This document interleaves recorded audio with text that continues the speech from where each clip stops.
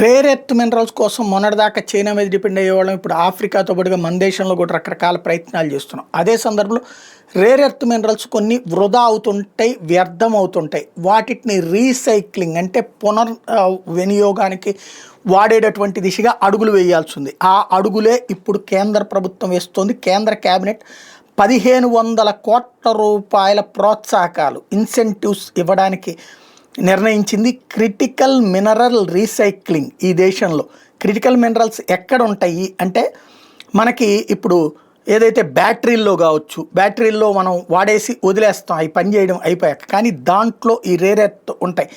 ఈ వేస్టేజ్ అంటుంటారు వాటిని. అవి తిరిగి వాడచ్చు అనమాట. అంటే బ్యాటరీలు మనం షాపులోళ్ళకి ఇచ్చేస్తే ఆ షాపులోళ్ళు వేరే వాళ్ళకి అమ్ముకుంటున్నారు. అది ఇప్పుడు ఆదాయ వనరుగా షాపులోళ్ళకి మనకి పనిచేస్తుంది. అట్ ద సేమ్ టైం ప్రభుత్వానికి ఈ రేర్ ఎర్త్ మినరల్స్ అన్నటువంటి రీసైక్లింగ్ ప్రాసెస్ కింద అట్లాంటివి చేసే సంస్థల్ని ప్రోత్సహించేందుకు 1500 కోట్ల రూపాయల ఇన్సెంటివ్స్ అనేటటువంటిది ప్రకటించింది.